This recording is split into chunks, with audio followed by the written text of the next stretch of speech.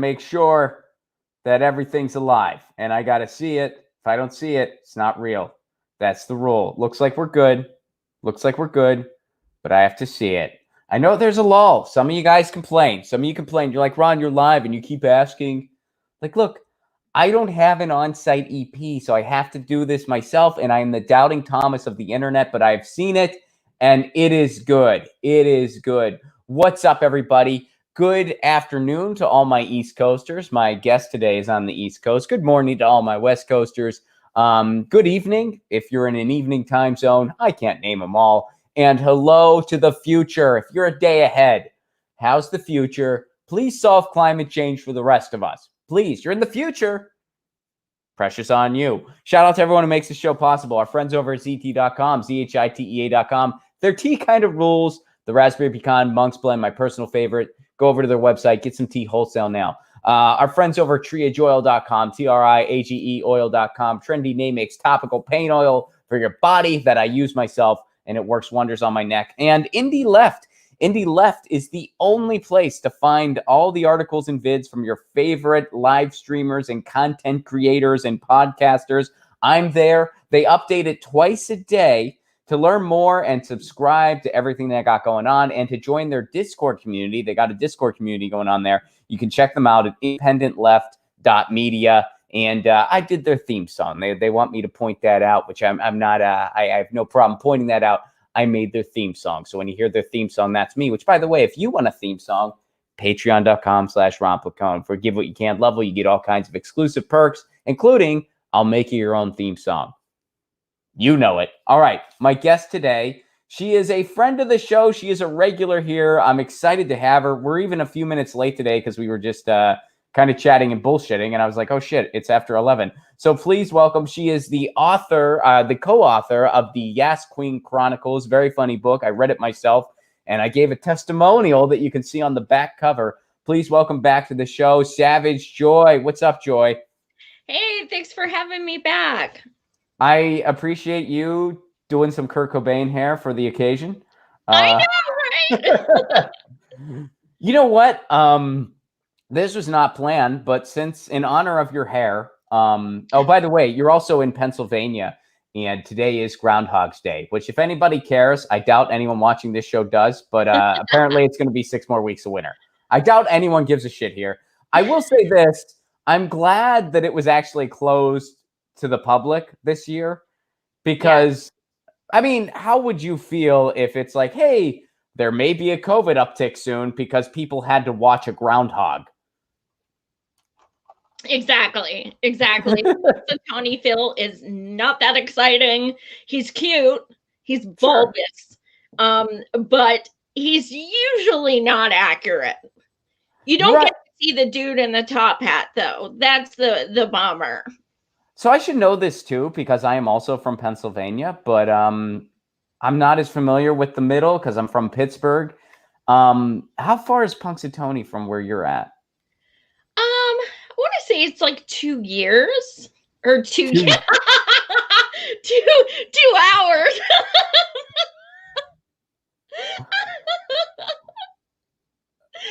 I thought that was on purpose. I'm like, look, I know Harrisburg's getting more hip. I get it.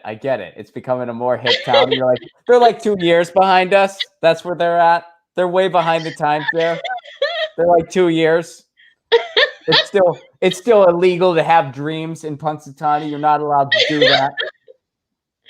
Oh man, I'm off to a good start. we're Big City, USA in Harrisburg now. We got it. Actually, I have family out in Harrisburg, and it is changing out there. It's becoming more of like a kind of hip place. And I mean, it's a good location. Like you're close to the beach. You're a train ride away from New York City, a train ride away from Philly. You know, you're not too far. Like my cousin, he loves it out there. It's like a great location. And, you know, when he needs to get home to Pittsburgh, he can pretty easily. And yeah, him and his wife, you know, they love it out there. It's not bad. I moved here from Philly and I was trepidatious. I'm like, I'm right here. I have all the concerts, all the, you know, the fun atmosphere. And I was so nervous about moving here, but it's actually been pretty great because, yeah, you're right. I'm still close to Philly, Baltimore, you know, everywhere. So And being someone who, can't drive, it's great to have the train station a couple miles from my house. Yeah, that definitely helps. And Philly's great though. Yeah. What brought you there from Philly? Can I ask? I met my husband on MySpace. Oh. Oh, there it is. All right. And he's like, look, gotta come to Philly or gotta come to Harrisburg for this. Yeah, I was like, Really? he's special. I'm picking up and moving. Why didn't he go to Philly? Because he actually had like a good job. Oh, all I right. was Okay. At that point, I was like working retail and all that stuff. And once I came to the capital, I began to work for the state and stuff like that. There were so much more opportunities here that actually paid well and things like that. Whereas Philly, it is a lot of retail. Well, and Harrisburg's really cheap too, or at least it was. I mean, I don't know if it still is, but it used to be like that's a really cheap place to live, and you have a pretty good location. Yeah, I mean it's awesome. I live on the kind of border of Harrisburg in a place called Camp Hill. So it's a wonderful area. I love it. Right on. Places with Ron. So let me ask you one more just kind of casual question before we get into some news of the day. And I bring this up because you have the Kurt Cobain hair, and I've actually gotten into this on Twitter with people before. Do you think if Kurt Cobain lived, where do you think he'd be politically? Do you think he'd still be a big lefty, or do you think he would like you'd read a take and you'd be like, oh really, dude? Success changed you. What do you think? I've thought about that. But let me just say, and this, I'm gonna brag. I saw Nirvana when I was in high school. No, I'm so jealous. And they played with the Breeders. But anyway, so I've kind of fantasized about this stuff before, and I gotta say, I don't know if he would have remained true left. And one of the reasons is because he would have been exposed to something called the internets, and that can really, really, push you one way or another. And I kind of am scared he would have been like, "Yay, Liz!" in a way. Really interesting. But why? See, I don't know. Obviously, we have no idea, but the reason I would tend to just take a guess, and I would imagine he'd be, somebody tweeted this at me where they're like, I'd imagine he would be like a Kim Gordon had he lived. And that would be fantastic. Yeah. And I tend to lean toward he would. And the reason I feel that way is because when he was alive, he would just vocally say, and he didn't give a shit, that he's a socialist. This was in the early 90s. He wouldn't say stuff like that. He just said it anyway. He didn't give a fuck. And everybody else was drunk on the Clinton Kool-Aid, talking about this cool guy playing a saxophone. And here's Kurt Cobain going, yeah, I'm pretty much a socialist. I'm just not really, I don't really register in what's, acceptable in the Overton window here. And so I'd like to think that had he lived, he would, at the very least, he would have been like a big burner. And he would have, like, I feel like he'd be like a Kim Gordon, Susan Sarandon type had he lived. I don't know for sure. I could totally be wrong. And plus, time changes too. But I feel like if you base it on how he behaved in life, there's more reason to think he would have been a big lefty today than he wouldn't be. But the internet's a good point. I hadn't considered that angle. Yeah, I think I like your explanation. I'm going to go with that just so I don't think poorly of him. But like someone like Joe Strummer would have been a burner. There is no question, no doubt. He actually gave Bernie props in the 80s. Yeah, no doubt. He would have been behind Corbyn. He would have been using his platform to defend Corbyn against the smears and tell Labor to get on board with Corbyn. And he would have been Billy Bragg. Yeah.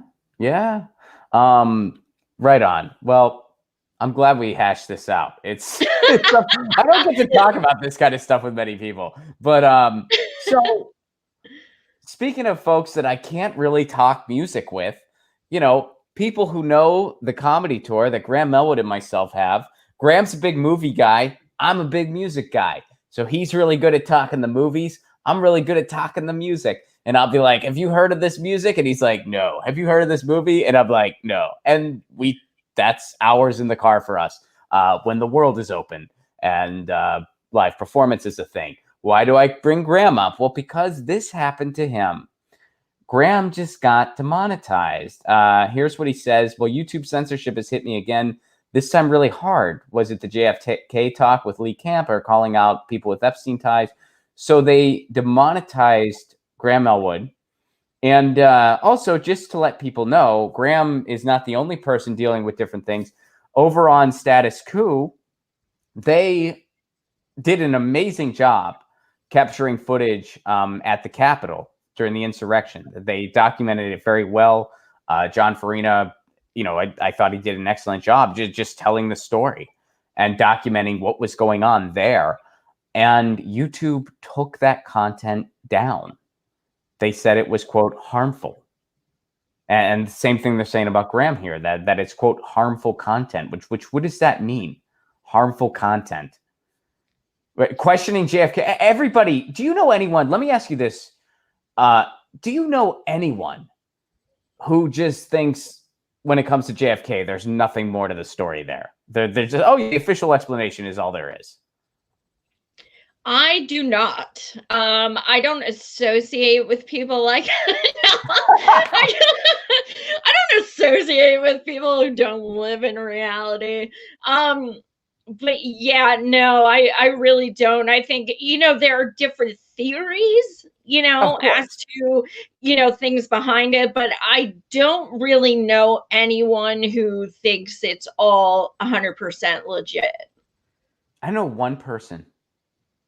Literally one person. And it's because of a conversation similar to this, where it was actually in a green room at a comedy club. Ironically enough, Graham was there. And I'm just like, yeah, man, I don't know one person that accepts the official JFK story and thinks that's all there is. And one of the people in that green room, I'm not going to say like who or give any details, but one of the people in that green room, it wasn't Graham. I mean, I can say spoiler alert. Yeah. It definitely wasn't Graham. But they raised their hand, almost like they were confessing something. And I was like, really, dude? You don't? I guess it was a guy. All right, there's those details. But I was like, really? You don't think there's anything else? And they're like, no, I think that's all there is. I was like, really? Like, I was just surprised. Cognitive dissonance, maybe? I don't know what their deal was. I mean, it's not like they were, they were politically, left-leaning and definitely weren't like some rah USA type person or anything like that. I just for whatever reason, they just think the official explanation is all there is. I don't know. I don't know how anyone can feel that way personally. I mean, I feel like there are just so many unanswered questions. And like you said, I don't have a particular theory I subscribe to, but I mean, come on. I don't think that's a conspiracy theory at this point. I think it's pretty obvious that there's shade going on there. I agree. Yeah, no, I agree. I mean, there's just so Graham got demonetized and different. So I mean, this channel was demonetized because of a few changes I had to make technically, and then I applied, and right now I'm remonetized, and hopefully that stays this way. But I don't know. For folks that want to help, I think the best thing you can do right now is rally YouTube, tweet at them. You can tweet at them at YouTube and demand that they remonetize Graham's channel. And also in the meantime, you can look into other platforms like Rockfin. I am on Rockfin. Graham is on Rockfin. Lee Camp is on Rockfin. Dave Anthony of The Dollop is on Rockfin. Where is Dave Anthony? I wish I knew. Do you know? No, he hasn't been on Twitter for a few weeks, and I'm going through withdrawal. He is one of my favorite Twitter accounts. I love his Twitter. His Twitter account is so funny. It is. He's amazing. And he shared one of my tweets, and I like legit fangirled. Which I don't really fangirl with many people at all. Are you a big Dollop person? I love it. Yeah. See, the Dollop's one of my favorite podcasts, and it's so funny because like I'll text with Gareth and I'll always like reference something from the Dollop, and he'll be like, yeah, I don't remember that, man, but I'm glad you dug the episode, and I'm always just like, what do you mean you don't remember that? What are you talking about? But then he would text me stuff, and he'd be like referencing something on the Jimmy Dore show that I don't remember saying. So I'm like, I guess it does go both ways. I guess it does. He'll be like, that thing was great. And I'm like, yeah. And it'll be like something I said. So I'm like, shit, I guess it does go both ways. Like, I don't remember specifically what he's referring to. So that's that happens to me too. I've done a show almost 4 years, and people will be like, remember in 2016 when you said, I'm like, right. Yeah. Well, nobody likes to hear themselves. So I guess we just all kind of repress our own shows. Yeah. And then remember other people's. I mean, that should be a podcast where it's just like creators and comedians and whoever else from like different shows like gushing over each other, and then the other person doesn't remember what the hell they're talking about. Like when you did this, that was great. Yeah, people would just send us like really bad clips because like we do live shows. I don't think people realize like how daunting that can be. Like we say stupid shit. You could make an hour show just of me sneezing during my podcast. Absolutely. Just sneezing. You could make, and well, sneezing is okay because, you might have allergies, like whatever the situation is, and maybe you don't get to the mute in time, whatever. For me, this is much less forgivable. I mean, I will occasionally drink water or coffee on the show, and I know that's bad. I mean, people have complained about it, and I get it. It's a fair complaint. I always drink water. I feel like we've got to. I'm not proud of it, but I mean, this is my morning. This is a morning show for me. It's before noon, and I'm a comedian. We don't operate well in the morning hours. So I'm still in the process of coffeeing up, so to speak, and hydrating myself while this show's going on. And I'm sorry. I mean, some people, not many people, but some people have complained about it. They're like, we don't tune in to see you do something that humans need to do to survive. Stop drinking water. Just do the show with a dry throat. Fuck you. But cheers to them. Cheers to that. Let's do it at the same time. Let's really piss off the haters. Yeah. You're classy with a straw. I'm not as classy. I'm not as classy. I don't have a straw. Red Solo cup. Is that an actual Red Solo cup, or is that one of those? Okay. No, the reason I asked, you can buy those. Have you ever seen those things where they look like a Red Solo cup, but they're not? They're actually just a regular cup. Oh yeah, you can get those. That's bougie. I don't know if it's bougie. It's I would say cheesy, not bougie, but I don't know. Well, I'm totally one of the people, but not really. I didn't think about it like that. I mean, I've never purchased them. I had a roommate who purchased them. That's the only reason I know why they exist. But I don't know. I kind of thought it was like sort of just goofy and self-deprecating. But yeah, when you frame it that way, it is kind of bougie. Now I feel guilty for ever using one. Like, I'm one of you guys. I'm a frat boy. Just kidding. Gotta go watch this out. So, look. This is what you do. You tweet at YouTube. You tell them to remonetize. Here, I'll pull up the tweet again. You tell them to remonetize my buddy Graham. Because look, I don't want us to have to talk about this in the car. I don't want that to take up our road conversations when Torian comes back. I don't want Graham to be like, I'll be like, yeah, I don't know. I mean, I talked about it on Get Your News On with Ron. I want, and look into things like Rockfin, look into things like, Rockfin's the main one right now. And and there's also some other platforms out there. I know there's one, Odyssey, and we'll see what happens. I think this can all be traced to YouTube. YouTube has YouTube TV. They really want to see it succeed. One of the members of YouTube TV are the cable news networks, Fox, CNN, MSNBC, what is technically a competitor to Fox, CNN, MSNBC, independent news on YouTube. So when the adpocalypse happened, for some reason, every independent channel faced a huge demonetization, faced, basically they lost all of their revenue pretty much.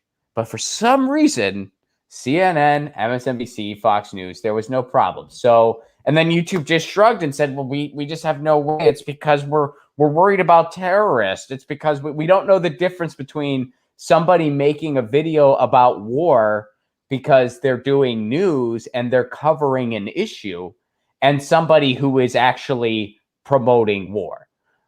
Yeah, I mean, what are the chances that they're watching these shows? I feel like maybe they're looking for words, like so-and-so said JFK.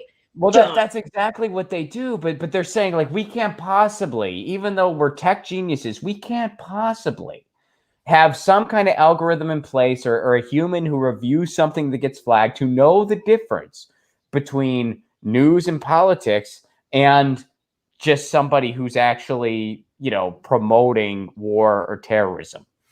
They somehow can't tell the difference between those two things. And somehow they also can't have an exempt list. But for some reason, all the cable news networks were fine and everybody independent wasn't. And YouTube, there's just nothing YouTube could have done. Well, I smell bullshit. And, we've all said it 4 years ago. We're still saying it now. They want YouTube TV to succeed. So they do stuff like this. Oh, and by the way, if we got Section 230, you're going to see more of this, because that's another thing that this is in response to. Gutting to Section 230 leads to more censorship, not less, because they don't want to spend time in a courtroom. That's why you now have Mark Zuckerberg saying he's going to depoliticize Facebook completely. They want to maintain their power. They don't want to have to worry about lawsuits. So they're just going to eliminate anything questionable from the platform. That's what's going on. Yeah, absolutely bananas. No kidding. So let's go here. I wanted to do this with you.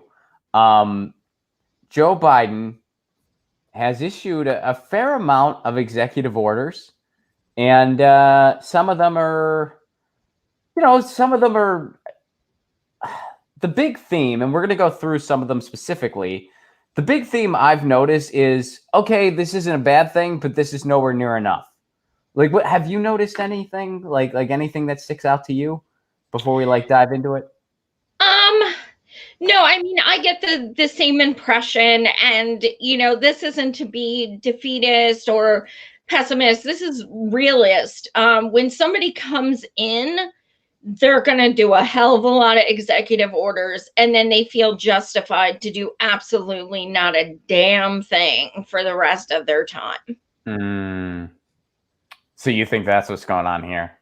Oh, absolutely. And, I digress a little, but last night, Liz Warren, who I just freaking love, was on Twitter, and she was like, Biden could, with the stroke of a pen, executive order, to get rid of all student debt. I was like, listen, you just ran a year ago and didn't even say that.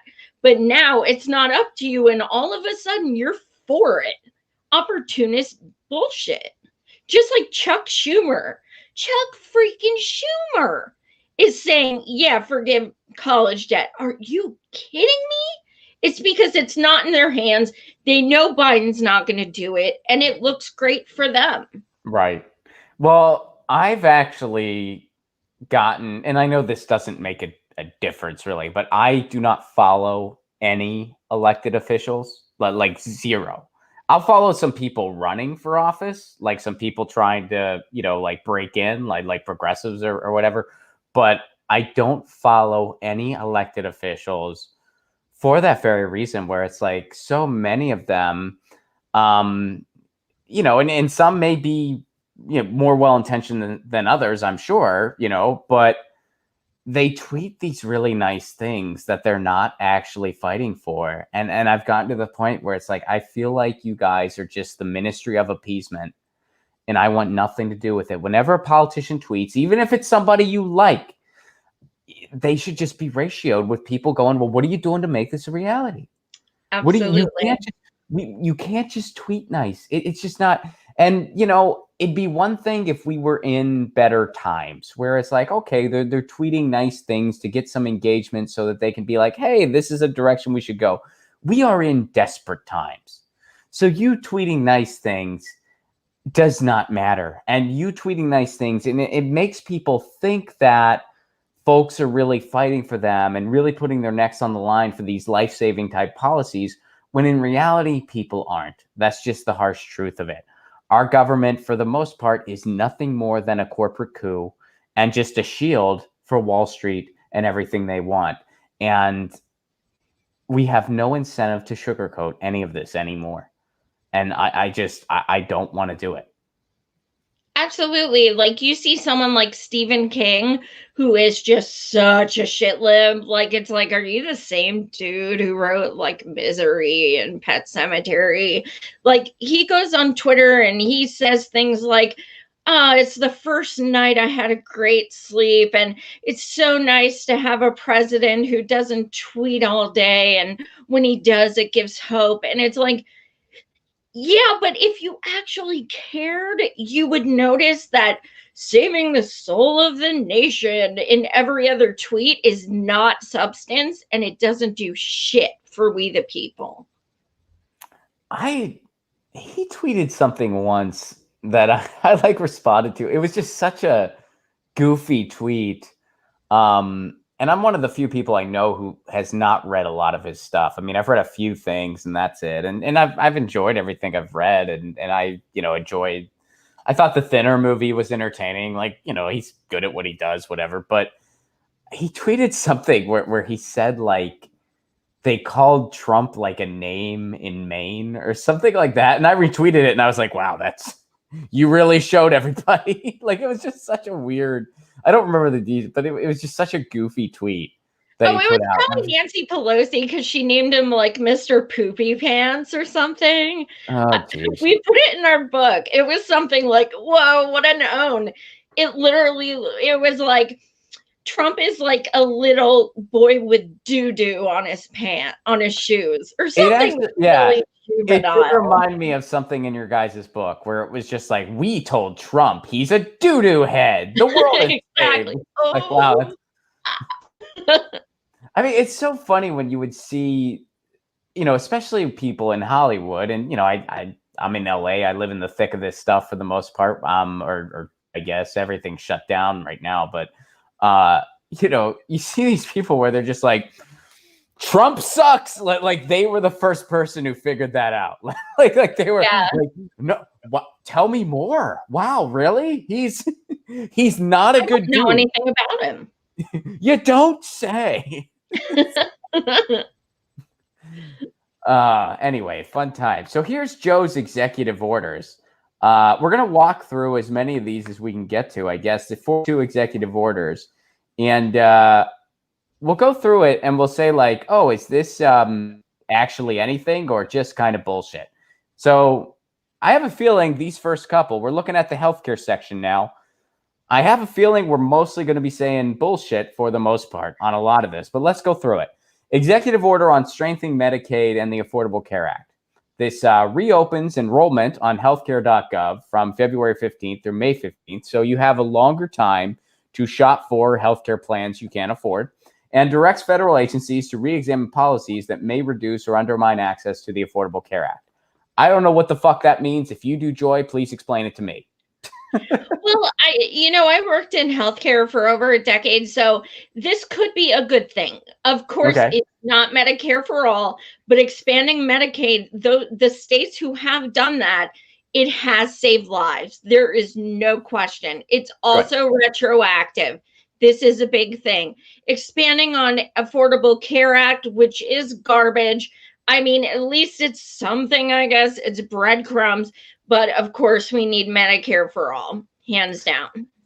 Well, the thing that frustrates me, and yeah, no, the Medicaid part is good. I'm really with you there. The thing that frustrates me about the whole we need to strengthen, we need to strengthen the Affordable Care Act. That's just bullshit. Because you know what strengthening the Affordable Care Act means? That means transitioning into a single payer system, which is Medicare for all. The Affordable Care Act, is it slightly better than absolutely nothing? Yes, I think it's fair to say it is better than absolutely nothing at all. But it's also a total giveaway to the insurance industry. And it also still leaves a ton of people out because it doesn't stop predatory plans. And it's not really extensive aid for a lot of people. So it's still a grossly tragic piece of legislation. Better than absolutely nothing, go die on the streets. It is better than that. But I almost think calling it a baby step was almost too generous. It was like, right, whatever. What's a baby step of a baby step? Is there a word for that? That's what it fucking was. Toddler step? Well, a toddler's after a baby, right? Yeah. So I mean, a toddler step is bigger than a baby step. So like a bodler step? Like a baby toddler? Is that a thing? I don't know. Are you making up words? Yeah. The All right. one thing I will say, Joy, if you keep making up words, someone's going to make you the Secretary of Education. Yes.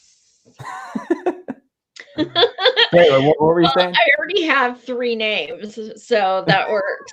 But I think, the one thing I will credit ACA with as someone who has medical needs and worked in healthcare for over a decade, the clause that gives you insurance regardless of having, medical needs, that did change lives. I will not take away from that. I was paying $12,000 a year for insurance because I had a pre-existing condition, and that part was absolutely huge. Now, I don't know if Biden's still saying this, but while he was running, he did make a comment that he was going to remove the thing that Trump put to waive the tax fees if you don't get the ACA. Like if you don't have insurance, how you end up paying hundreds or $1,000.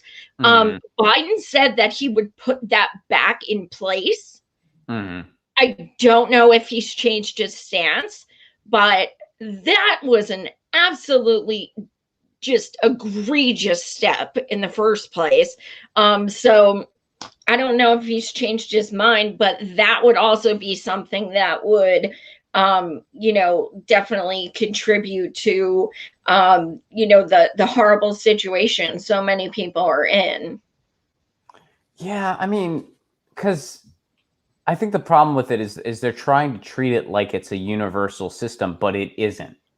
Like the ACA is not a universal system, and the ACA will not lead to a universal system. It just won't. Right. Because when you're like basically putting people in a corner where it's like, okay, either get this plan that you can't afford or pay a fine, people are just going to weigh that out. And the fine doesn't, they still don't make the subsidies affordable for a lot of people. And a single payer system eliminates all that. And so they're just trying to pretend. And the fact that they still invite the insurance companies. I mean, yeah, the fact I have a friend of mine who, because of the whole pre-existing condition thing, because that all went away, it's actually pretty bad. He got diagnosed with cancer, and a pretty aggressive cancer. He is doing better now, and hopefully that continues. And so it looks like there's been a good outcome. But when he was a comedian, he didn't really have health insurance. So when he had to get health insurance because of that part of the ACA, and this was a couple years ago. I think this was before Trump was elected even, but because of the ACA, they couldn't ask him any questions. They couldn't ask him if he had anything wrong with him. So he went in, and he's very young. It was kind of crazy that he got this cancer at his age, but he was basically just like, so what's the total gold plate? This covers everything plan. And they're like, well, you don't need this. You're like young and why do you? And he's like, well, let's just say hypothetically, I want the gold standard. And they couldn't ask him any questions. They couldn't question, like, do you have something wrong with you they had to just give him. So because of that, he still paid a pretty high premium because he got like the best plan available. But compared to what it would have been had he had to pay for his treatments out of pocket, he might not be here right now, really. It's kind of insane to think about. And so, yeah. Well, so there's that one. Here's another one. Memorandum on protecting women's health at home and abroad. Rescinds the Mexico City policy, which is a ban on U.S. government funding for foreign nonprofits that perform or promote abortions. Okay, cool. That sounds like a good thing to me. Right? Yeah. Yeah. I mean, that's kind of just, okay, cool. All right, let's go to the environment.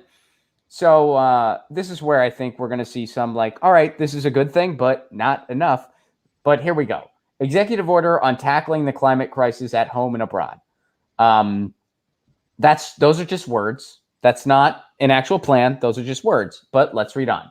Seeks to cement the climate crisis at the center of U.S. foreign policy and national security. If you actually do that, that'll be awesome. Most notably, it directs the Secretary of the Interior to pause on entering into new oil and natural gas leases on public lands or offshore waters. That doesn't include everywhere because, as you may already be aware, Joe Biden has issued 31 drilling permits since taking office. The order also instructs Director of National Intelligence Avril Haines to prepare a national intelligence estimate on the security implication. Oh, what the hell does that even mean? A national intelligence estimate on the security implications of the climate crisis and directs all agencies to develop strategies for integrating climate considerations into their international work. You know what that's code for? You're going to make sure that this doesn't infringe on our bomb making.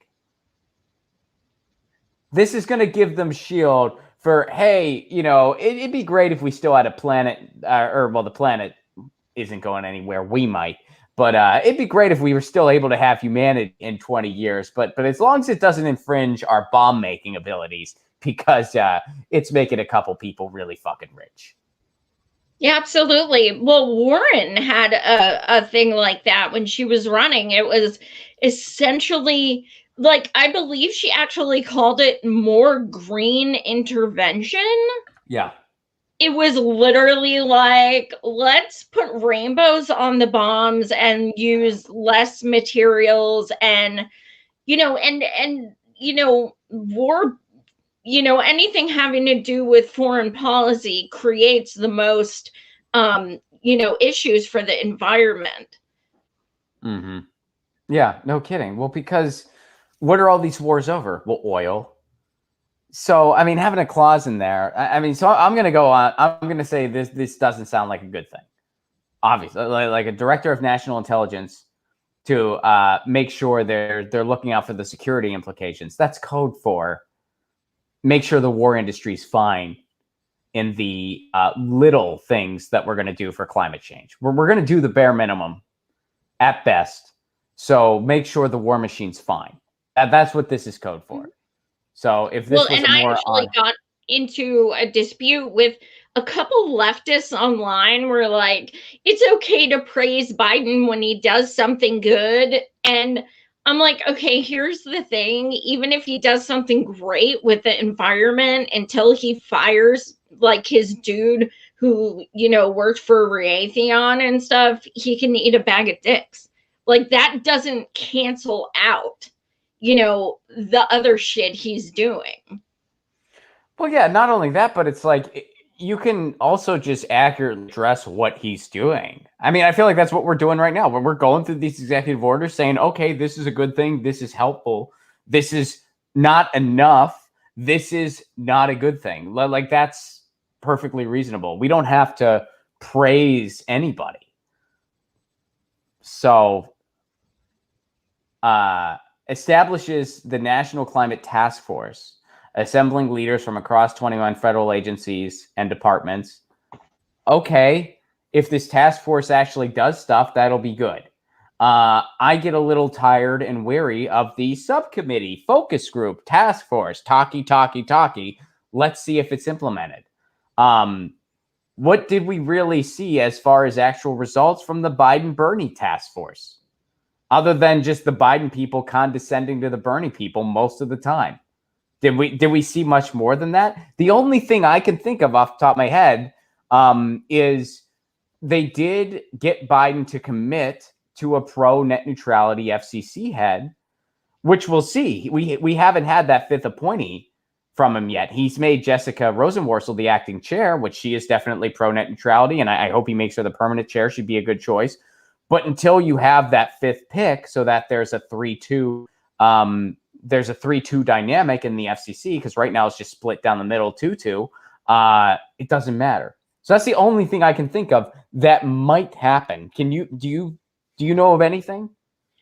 No, I think the task force was a way to placate to us before he got elected. Look, I'm working with Bernie and Stephanie Kelton. Oh my God. And I'm going to allude that I'm going to let people assume maybe they'll have places in my cabinet. And then it happens and nobody gets a spot, So it was, let me use you, pay you nothing, give you no actual title or spot, and get those votes, and then say, see ya.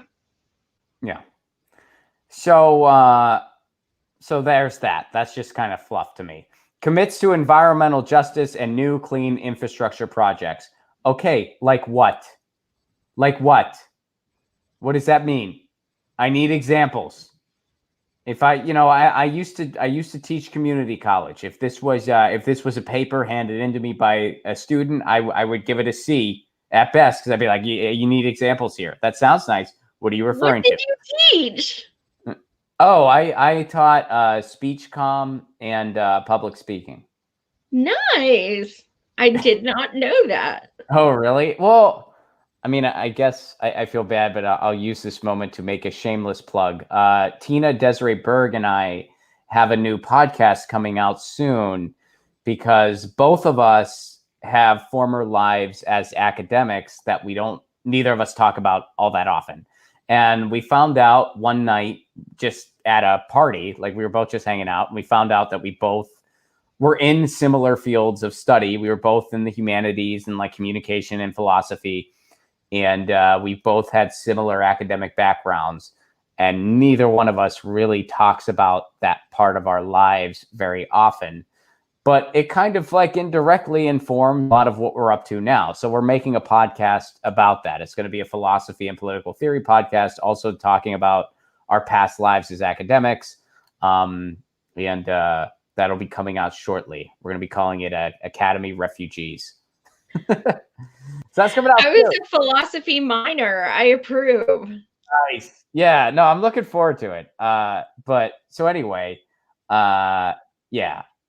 Kicks off development of emissions reduction target. Cool, but what is that target? If 2050 is the target, not enough. If 2030 is the target, well, that's a lot better. 2025 would be even better, but 2030, that's a good target. 2050, that's just kicking a can down the road, and we all know it. Establishes the special presidential envoy for climate on the National Security Council. That just kind of sounds like more bullshit. Executive order on establishing President's Council on Advisors on Science and Technology. Okay. It's like, what are you like? All right, so he's going to listen to scientists. That's something Trump didn't do. So, okay, I'll give you that. But all right. Well, he did say we support science over lies, and we support truth over facts. So that's good. Yeah, I mean, it's.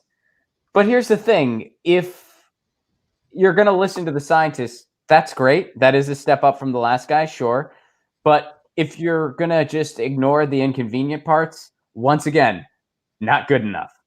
Because really listening to the science, if you're just going to listen to them and say, okay, but this is what we're going to do anyway, well, then what are you really doing? That's not good enough. That's enough to appease the Stephen Kings of the world. That's enough to Yes. appease the Alyssa Milanos of the world. But that's not enough for the American people, and that's not enough. By the way, the planet is not going to care that you're listening to the scientists. You can go up to the ice caps and be like, "Stop melting! Didn't you hear? I listened to the scientists. I listened to them. Don't melt anymore. We're going to do. Didn't you hear? By 2050, some of us might not have gasoline cars anymore. Didn't you hear about that? Stop melting. We care. We hear you, ice caps. We hear you. That's not going to solve climate change." I recently had Peter Kalmus on my show, climate scientist, absolutely brilliant. I recommend him as a guest.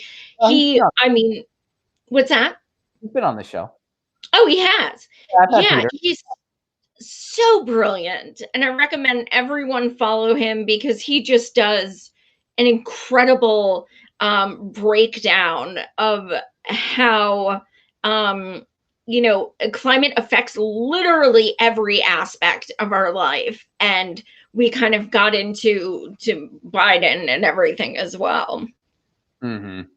Yeah, I mean, I don't know if you do this, but I totally text a lot of my very scientifically, like, friends of mine who are like scientists, and I'm just I just like occasionally will just panic text them.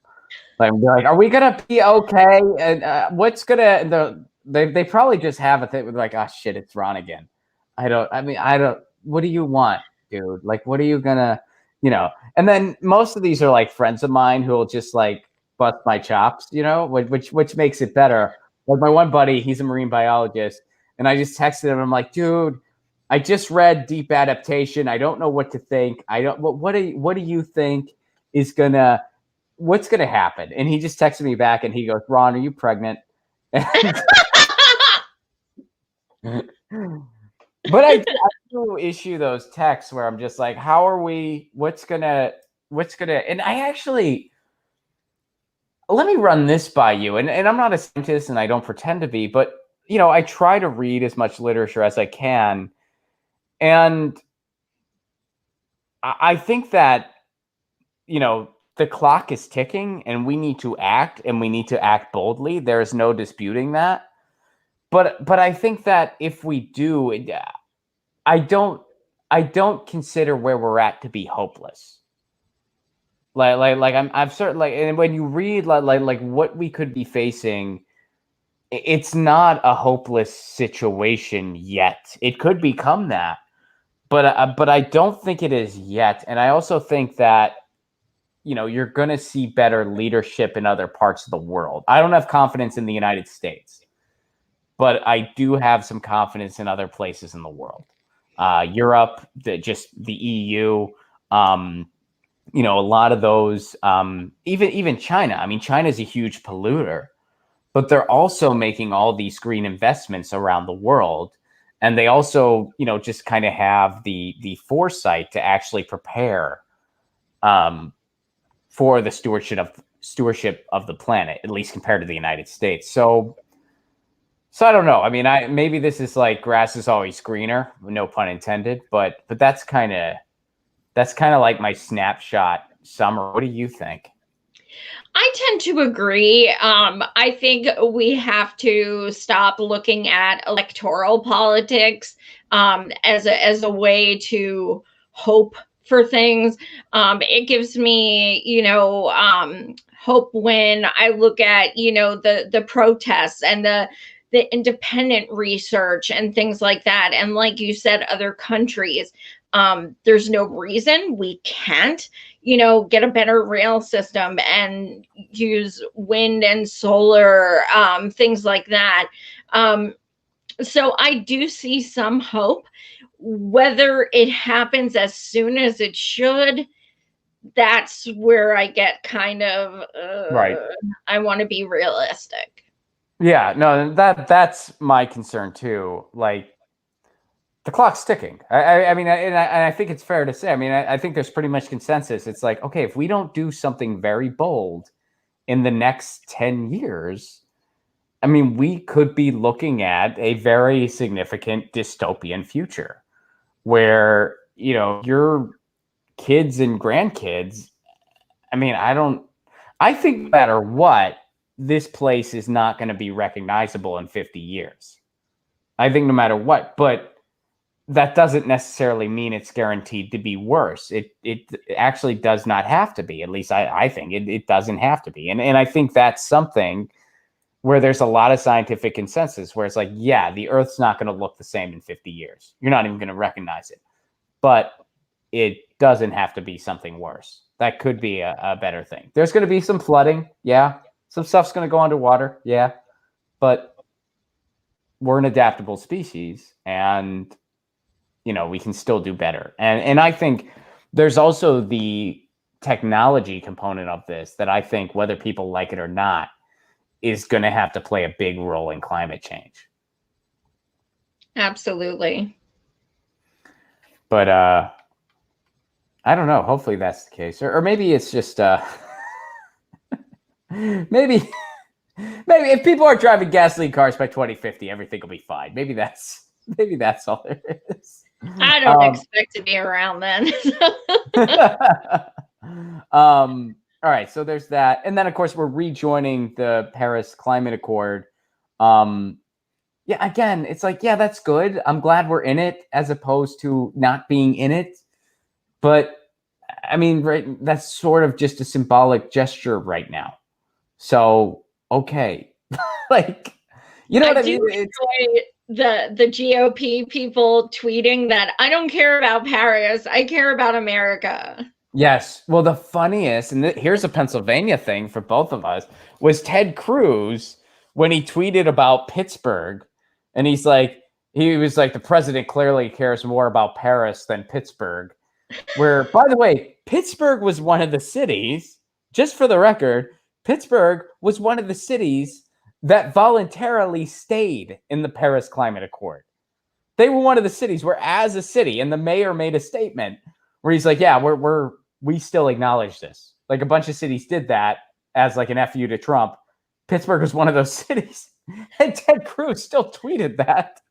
And then Greta Thunberg said, congratulations to the United States on rejoining the Pittsburgh Climate Accord, which I thought was very funny. That was a really funny tweet. That's awesome. But yeah, so that was, I mean, yeah, that's funny. And yeah, it's one of those things. Like, you look at this stuff and you're like, okay, this is good. I'm glad. But if your plan isn't to really do anything until 2050, that's not enough. And, you know, having 2050 as the benchmark, that's not enough, because what you're really doing is just kicking the can down the road. And people know that. Scientists know that. Yeah. So, yeah. All right. Let's look at a few more of these. So the economy, let's take a look at this, and then let's take a look at COVID. Economy, executive order on ensuring the future is made in all of America by all of America's workers, strengthens Buy American rules by closing loopholes and reducing waivers granted on federal purchases of domestic goods. Executive order on protecting the federal workforce restores collective bargaining power and worker protections for federal workers and lays the foundation for a $15 an hour minimum wage. First of all, like, they're rolling it out way too slow. We needed $15 a couple years ago. It should be like 23 or 24 right now. So the fact that we're not even just starting it at least 20 is pretty bad. And also, you know, you really need foundation for it. Right. Like, because I think it's like about 2025, 2026. So the only way we're going to be okay is if we can invent time travel where people can go work in 2026 and then take a time machine back to like 1996 and live. Then they'll be fine. Yep. But so there's that. And then there's also, Richard Wolff always brings up this statistic. There are 1 million less people working in social services now than before the pandemic. The opposite should be happening. When you're in a pandemic, there should be more people working in federal and social services because it's needed, because people need help. There's 1 million less in the United States. So you got a lot of building to do. And I don't know if this meets the moment. So calls for assistance to those who are struggling to buy food, missed out on stimulus checks, or are unemployed. Extends the existing pause on student loan payments and interest. Okay, so that's good. And it extends the eviction moratorium till at least March 31st, which again is good, but you're kicking a can down the road. And by the way, there's a ton of loopholes in these things, so people are still being evicted. That's still happening. People are still facing evictions. Absolutely. Now, here's what he wants to do for COVID.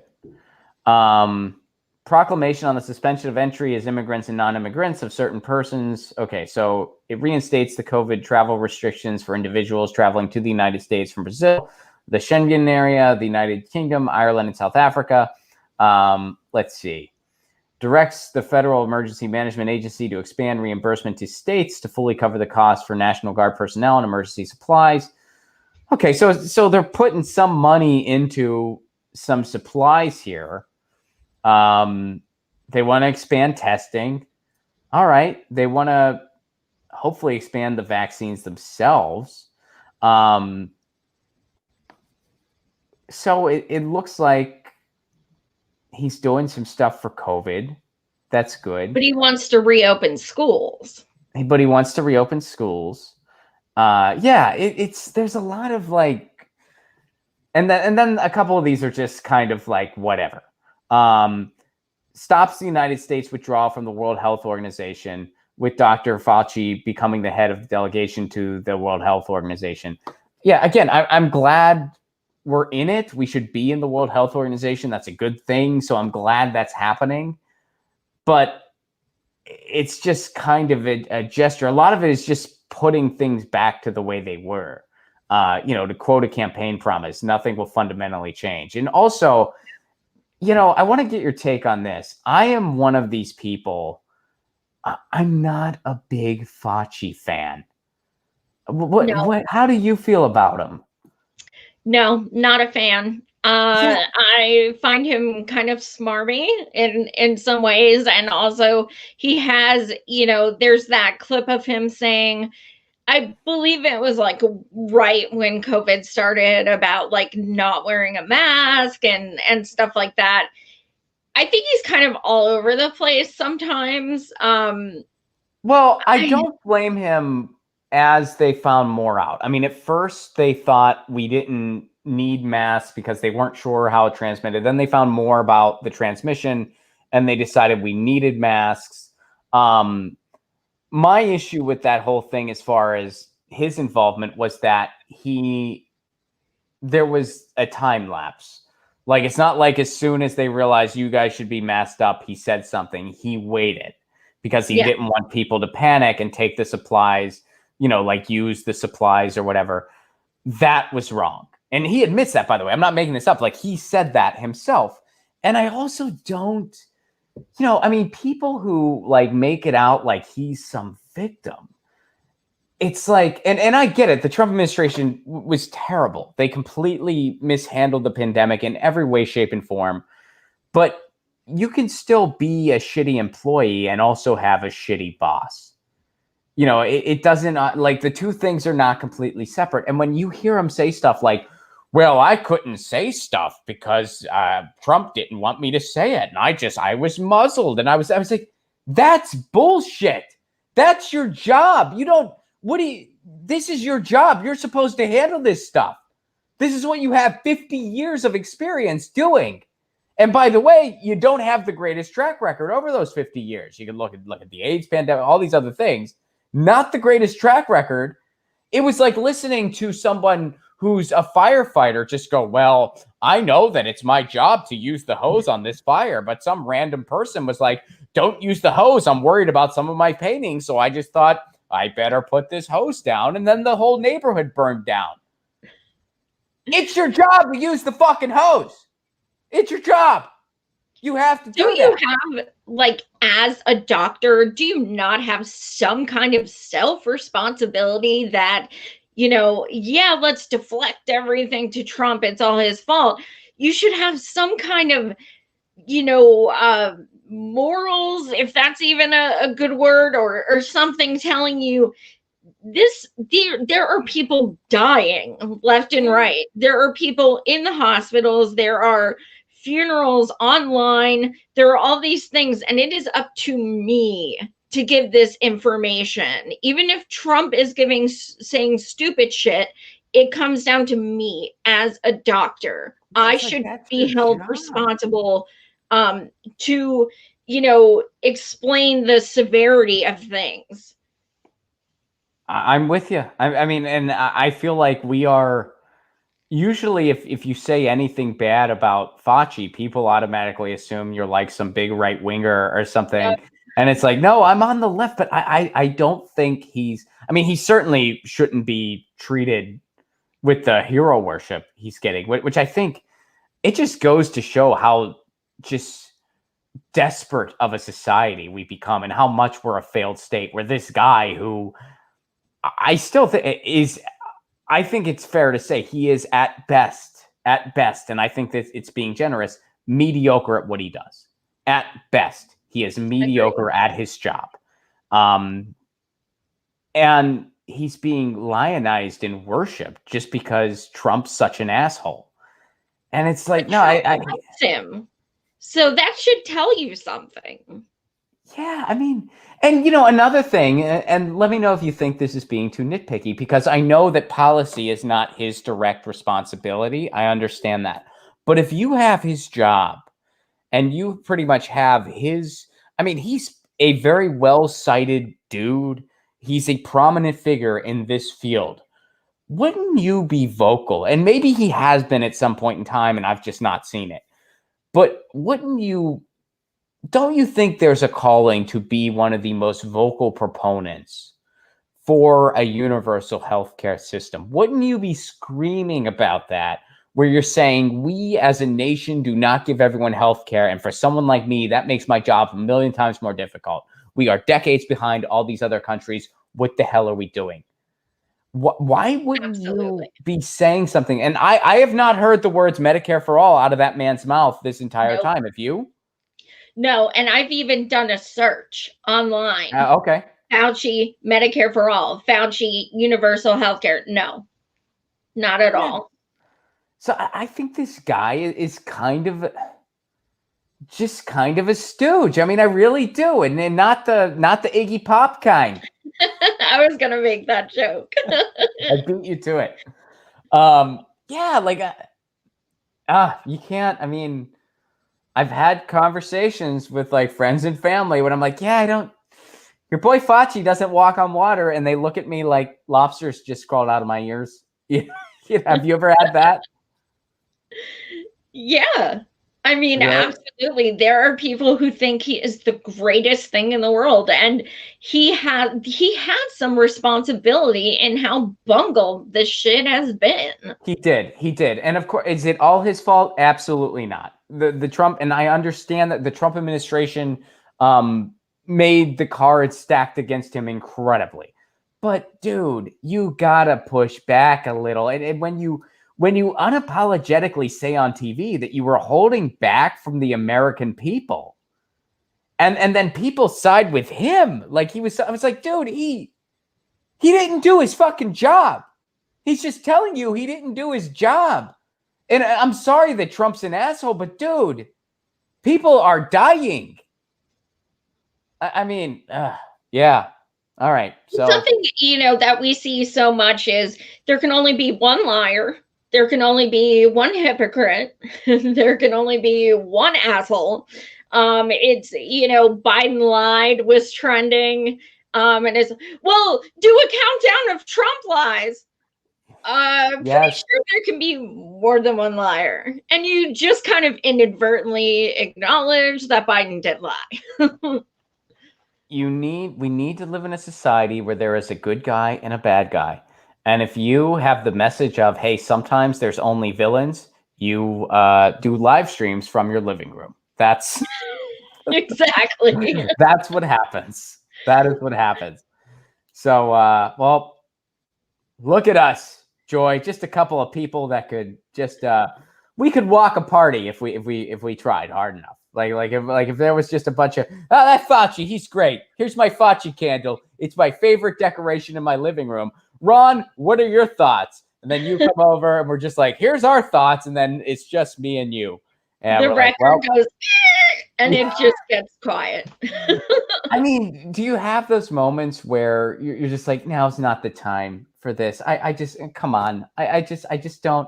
I mean, I've been in situations where it's like I'll be with like, this is pre-COVID or whatever, but I'd be out with like my wife's friends or whatever, and maybe there's one of her friends' boyfriends. He's also a big music guy like me, and we'll talk music a lot. And politically, I think in principle we're pretty much the same. But like when you get down to the nitty gritty, we just have our strategic differences. Where he's just like, well, Obama was a great president, and I'm like, oh shit, dude, can we? Let's now. Come on, right now. Like I can't. And he's like, well, right, and I'm like, fuck, I'm not going to just say yes. So why do we were just talking about music and everything was going great. And now my wife's kind of giving me a look and she's like, oh, I know if you get into this, like everyone. And so I don't know. I mean, on the other hand, it's like you can, someone might look at things a little differently and might look into some things and be like, oh, okay, but sometimes you just want to sip a whiskey on a Saturday night. And you're like, oh, dude, right now I can't. Come on. Now, can you just check out my podcast and just see if something connects with you later? Like, I just can't. I don't have the bandwidth for this right fucking now. That is me at my in-laws to a T. Yeah. I just like my husband will like squeeze my knee, like shut up. Just because I'm like, you really like him? Well, did you know this? And I'll like pull up and I'm like, no, just don't. Yeah. It's not worth it. Yeah. I mean, sometimes, well, I think you have to pick and choose your battles. Like that is for your own sanity. You need to pick and choose your battles. Because if you choose poorly, you're not actually helping yourself. You're not helping society. You're not helping the other person. You're just being counterproductive. And you're burning yourself out in the interim. So it's... And they're not going to change their mind. They're not. So just don't even build that bone of contention and just nod and smile. Look down. One time I was at like a family dinner and it was right after Trump won. And like I think it was one of my uncles. They're like, Ron, what's your take on the state of affairs? And everybody just turned and looked at me. And I was like, oh, fuck, I'm going to piss off every single person here. Every single person here, because there were Republicans and Democrats. And I'm just like, I'm going to piss you all off. I'm going to piss everyone off here. If there was someone here who lived in Denmark, they might see where I'm coming from. You know what I mean? Like you're just like, everyone here is going to be pissed off when I'm done. But you asked, so here it goes. And I think I did give, but I gave a very, I don't want to say sanitized, but I gave a very like just Cliff Notes principle where I'm just like, look, I wasn't a fan of either candidate. I think that Trump winning was a product of our system. Our system led us to this point in a very ugly way. And, it's not good.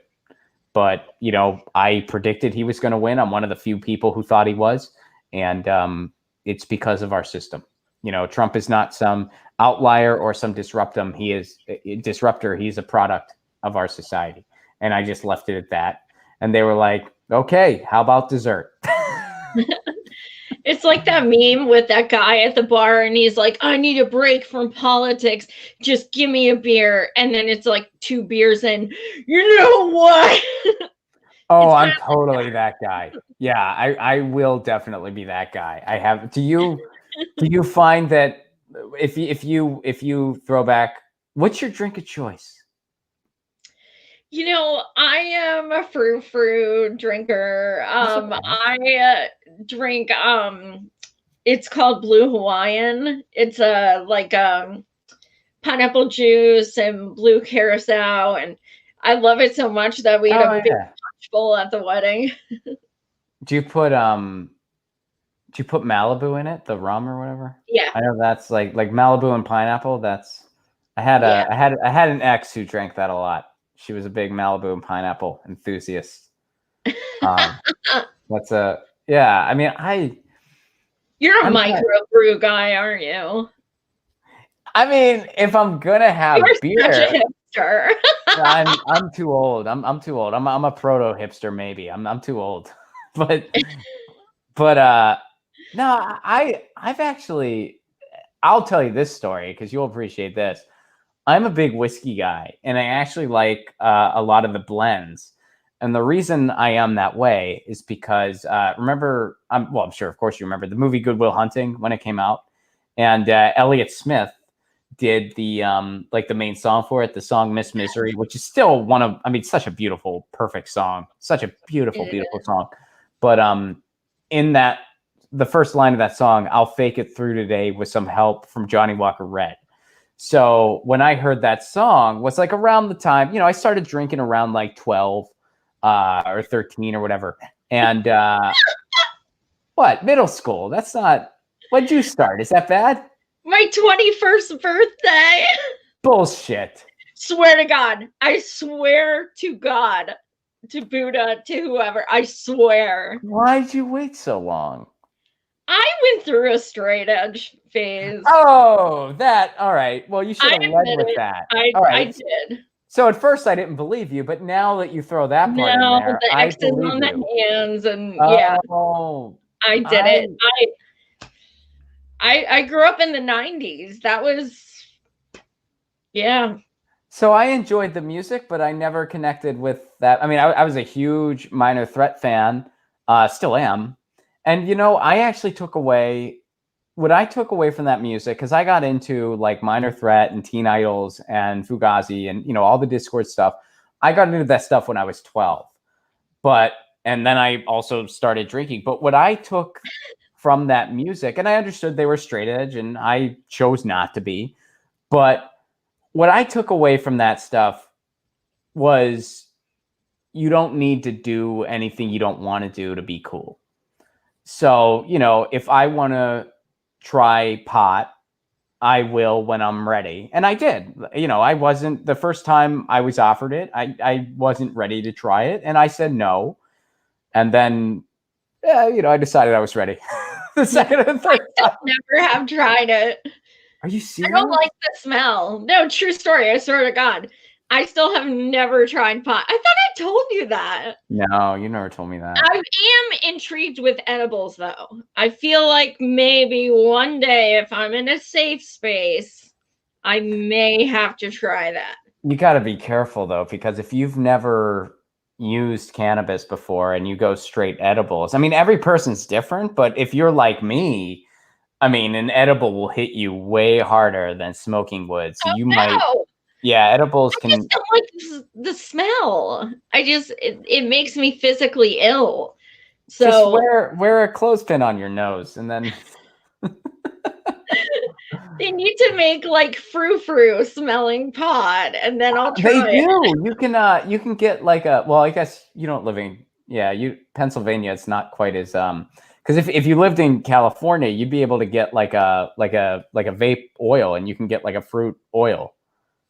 So right. it doesn't. Yeah, I mean, it still kind of has just a regular pot smell when you like exhale or whatever, but it also smells like fruity and it tastes good. I mean, I've had like pineapple before. I don't care to vape very much. I don't like it. I don't like the feeling of it. I prefer to either just smoke or or, you know, I like some edibles, but edibles hit me. I mean, everyone's different. So it's like, don't, you know, if you want to try an edible first, you can get like a low level edible and give it a go. But and just eat half. yeah, I mean, you got to be careful. Like I mean, if you're ever out this way, I could totally set it up because I'll get you. I was gonna say, like, you and I Pat get you the right. and like, we'll all get together and have Let's Pop Joy's pot cherry, and we can just like, you can observe, just don't film it. I'll probably be like totally out of it, even more so than usual. Well, Graham wouldn't partake either. He's not into any of that stuff. Oh, Like, that's Graham, right. That's right. Graham would not, but I would. Yeah, because that's what I mean.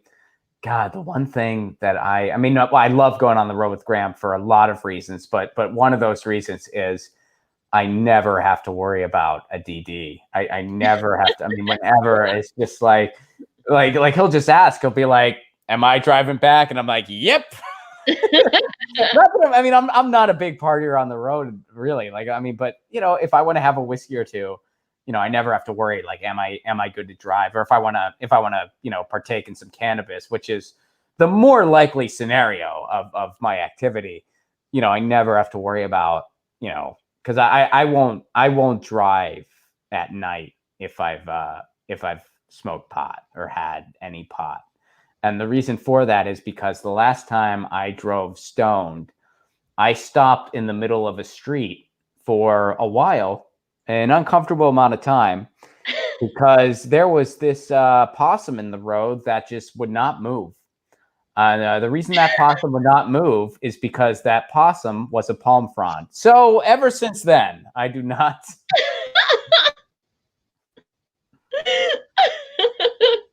That was when I stopped. I'm like, I can't, if I'm going to drive, I can't, because I think it just like throws off my, it doesn't make my vision worse, but it kind of just throws off my sensory a little bit where I'm like, that's not okay for me to do. So, but anyway, but yeah, we'll get you in a situation where it's like an edible you're ready for. And, you know, I'll make sure I can get you these mints. Because they make these really like low key mints, like cinnamon mints or like mint flavor, whatever you want, and they're very like low key. And I think they're meant for people at like work if you just want to cut, because you really can't smell it at all. Like it just smells like a mint, and they're very mild. So I feel like for your first time, and especially you just like treat it like a mint. So you just like you'll absorb it like slowly. All right, well. Once traveling, yeah, there's going to be a lot of, and you know what? I'm going to go super meta with the whole thing, and we're going to be listening to straight edge hardcore music while you're doing this, where it's like you're completely shedding your straight edgeness. Were you like really hardcore straight edge, like really, like? I still had sex and drank. Okay, all right. Okay, all right, yeah. Well, I mean, there's some sex to that stuff that are still going on to this day, by the way, where it's like they are really intense. Like, yeah, no caffeine, and I know for some that there's like the no sex thing, which I don't know any straight edge person personally that ever followed that part. Because I've heard like a lot of people say like that's not actually like in the even in the song Minor Threat, when Ian MacKaye was singing "Don't drink, don't smoke, don't fuck," he didn't mean he literally doesn't have sex. I mean, he has kids now, so obviously at some point he left that. But what he meant by that was he's not into casually sleeping around. Right. Like if he has sex, it's with a significant other, or you know, like there's. Which, you know, that's fine. You know, there's nothing wrong with that. So, but that was what he meant. He didn't literally mean I don't have sex. So I guess it just depends on the straight edge. But there's some straight edge people where it's like they take that, they're very militant about that to the point where like they'll only do anal because they'll say that doesn't count. Have you heard about that? Yeah, that's a thing. Like they'll only do anal, and I mean, hey, whatever makes you happy. I mean, but that's that's a weird, that's a little strange to me, where it's like, Yeah. like if you're against sex, like that's your choice. But if you're, I mean, I don't know, like that's still sex, isn't it? I mean, Yeah, that's so that means gay people are virgins, or right. Like that doesn't, yeah, like so that doesn't make sense to me. But it's like, yeah, like they'll be like, I don't fuck, but in the straight edge world, that means, well, I won't have vaginal sex, and that's so weird. so yeah, No I kink mean, shame, but that's weird. yeah, like I mean, to each their own. I don't, but from a principle standpoint, I don't get it. like I don't get it. It's like, do you, as long as you're not hurting anyone else, do you? But I don't understand that that subculture. I guess I'm glad we I'm glad the show went down this rabbit hole. Yeah. That's why I always love having you on. We always get into some kind of like punk rock adjacent rant that I don't know. I mean, there's definitely some people watching right now that have no clue what the fuck we're talking about. Yeah. And then other people are like, I too am an ex-lennial, and or how would you pronounce Zenlennial? Is that how you say it? Millennial, yeah. Zenlennial, yeah. Like I too am a Zenlennial that grew up with this shit, and I'm feeling nostalgic right now. I feel like I'm just catching up with my old high school buddies because this is the stuff we talk about. But have you listened to the Hold Steady yet? Because I know we've talked about. Geez, Joy. All right. I haven't. Well, it's on my list. You gotta listen to the Hold Steady. Because I feel like they're one of the bands out right now. And people who watch the show all the time, I mean, I've actually gotten people into the Hold Steady just because I talk about their lyrics so often.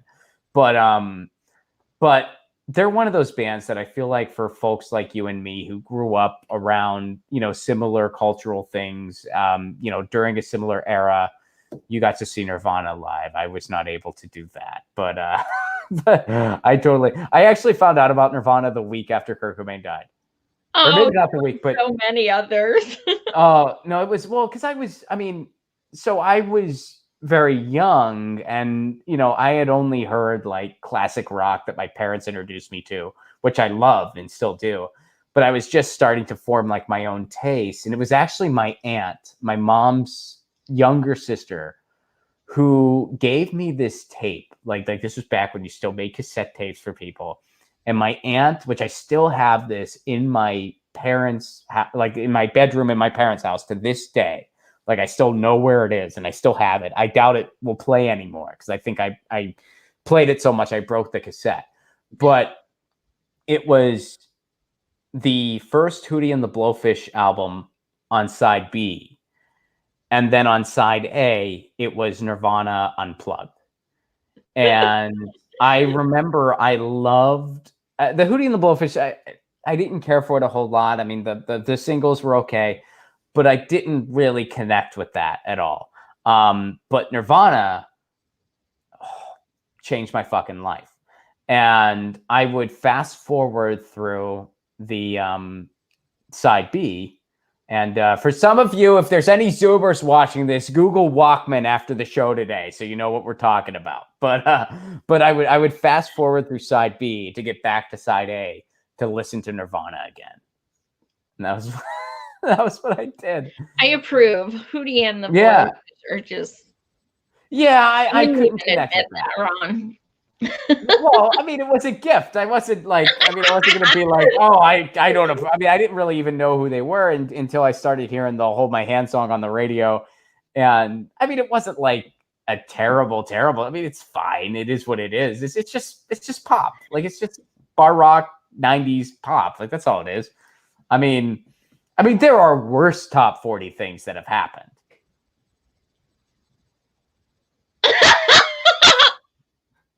You really don't think so? You think that's the bottom of the barrel? I don't know. I mean, my two, like, we all have a band that when we hear them on the radio, we're like, oh my God, my ears are bleeding. My two are Bare Naked Ladies and Sheryl Crow. I can't. I'm not big on either of those. Yeah, I'm with you there. But I mean, Oh, and Hoopa Smash Stank. Mouth.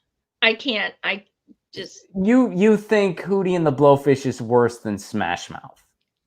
no. I'm saying those are my three. I can't handle Hootie and the Blowfish. Well, no, that's what I'm saying. That's what I'm saying. That there's worse.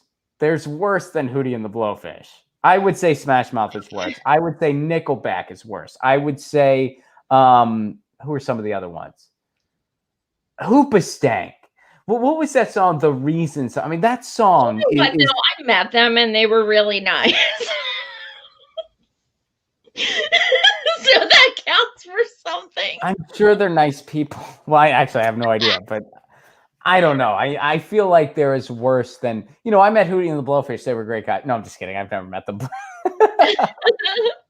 No, I don't know. I feel like there have been worse things in the top 40 than Only Want to Be With You or Hold My Hand. That's what I think. But hey, it's a subjective thing. I don't know, but I'm going to have that in my head for the rest of the day, damn it. Maybe if you weren't straight edge when they were around, you would have been a little more like, yeah, I don't like this, but it's not like there's worse. I don't know. So that's what I'm going to get you high, and then we're going to listen to straight edge hardcore from the 80s and 90s mostly, and I'm sure there's some good stuff going on now. I just don't know what any of it is. So that's why I say 80s and 90s. I don't know. I have some friends who are still. I actually have a friend.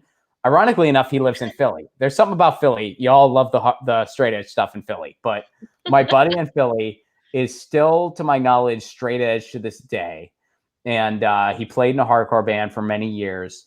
And he will occasionally send me some newer hardcore that he's into. And that's my only window to what's going on in the hardcore world now. And there's a lot of good stuff, but I'm just not hip to it. And so it would be like, the 80s and 90s stuff that I found when I was a kid or whatever. And then when you're really peaking, there's going to be a Hootie and the Blowfish track, but it's going to be a deep cut. You might, well, first of all, I have to find out if such a thing exists. I don't know if a Hootie and the Blowfish deep cut is a real thing, but I'm going to find out. And if it is, I'm going to find this random track, and you might not even know what it is. And if it goes, I'm going to be like, Joy, do you know what just happened? For the past 3 minutes? And you'll be like, no. And I'll be like, you were listening to Hootie and the Blowfish. And then I'll say, I waited 41 years to do pot, and this is my first experience.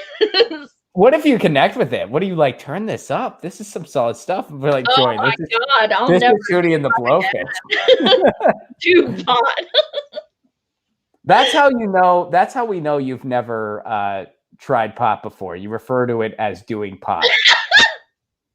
That's. Yeah. I mean, one time we were at my friends and I were at a restaurant, and this person, there was something on the menu that sounded like it was a reference to cannabis. So we asked. We were like, "Is there pot in this? Is it?" Because we were in I think we were in Chicago, and I think it's decriminalized in Chicago. But we asked the guy, and he goes, "No, it's not." And he goes, "Yeah, I'm not a cannabis user either." Or he said and he goes, he said, "Yeah, the people who run this place, they're pretty big weed heads. I'm not though." And we were just like, "We know you're not. You just said weed head. We know you're not."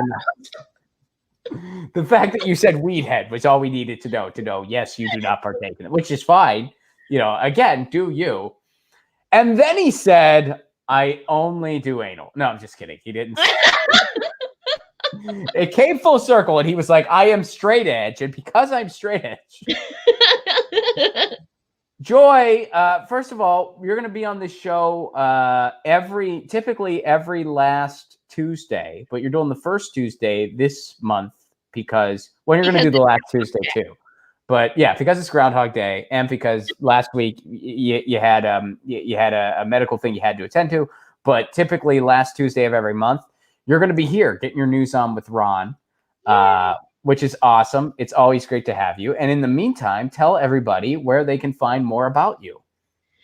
I see my Twitter handle is on the bottom there. I'm usually not really active on Facebook, so you can find me on Twitter. This is a book I wrote with Pat Cody, who is Nate's liver, aka Peter Douche, Pat the Burner. You can get it's a resistance parody book, and you can get it at savageandpat.com. I am doing shows with an organization called Roar Media, ROAR. You can find that on YouTube. And also, I decided, because of my appearance on the Force the Vote town hall and all the wonderful people who reached out to me to share their own personal stories, I decided I'm going to write another book. And this one is compiling people's stories of, medical bankruptcy, going to Canada for insulin, losing healthcare with the loss of a job, anything like that, is welcome to be submitted. And I'm going to compile all those stories in this book, and with the hopes that people can realize they are so not alone. And hopefully it'll be cathartic. I know sharing my story has truly been cathartic in so many ways. So if you'd like to contribute, you can submit to healthcareviolence@mail.com. And I also encourage people from other countries to submit and share their stories about what having universal health care is like when you are sick or have a disorder, or, all the money it has saved you. Right on. Well, everybody follow Joy at Savage Joy Marie 1 and check out our show. And of course, you'll see her last Tuesday of every month. And that includes this month. We're making up for last month because she couldn't do. So you'll see her later this month as well. And in the meantime, we'll be back. Oh, so quick announcement. Tomorrow, there will not be a regular Get Your News On with Ron stream because we have to do Thursday instead. My guest on Thursday is a professor who specializes in the study of fascism. His name's Gabriel Rockhill. He was requested by y'all. So I have the email of the person who made that request. I don't, but I'll give them a shout out on Thursday. But by request, Gabriel Rockhill is going to be on the show. I'm really excited to talk to him. He does some really interesting research, but he teaches on Wednesday. So we're switching it up. There's no regular Get Your News On with Ron tomorrow. There's going to be a Get Your News On with Ron on Thursday instead. So I will see you all on Thursday at 2 p.m. Eastern, 11 a.m. Pacific. Follow Joy. And in the meantime, I'm looking up. Lucy's asleep on her chair like she usually is. Well, Lucy, she didn't give me the butt. She what? She didn't give me the butt. Usually she sticks her butt in the camera. Oh, yeah, she does. You have there's a few super chats for us here, too. Cheryl Taylor says, you two are great together. Thank you very much, Cheryl. Thank you for that. And then Jaybird D has something for you, Joy. Savage Joy, love you. Thanks for taking Anna to task. Did you guys go at it on Twitter? Did you go at it on Twitter with her, or what are they referring to? I don't think she's seen my responses, but she's going at Bree, and I'm pretty protective of Bree. So, right on. Yeah. Right on. Well, thank you guys for the Super Chat contributions. Thank you so much. Bad Mama Jamma, what's up? Love the show, Ron. Thanks for having Savage Joy on. Much love from Kami John and the entire RP crew. RP for Real Progressives, and that's Bad Mama Jamma. Thank you very much, Bad Mama Jamma. Thank you, Jaybird. Thank you, Cheryl. Thank you very much for your Super Chat contributions. You help keep this show on the air. We cannot do it without you.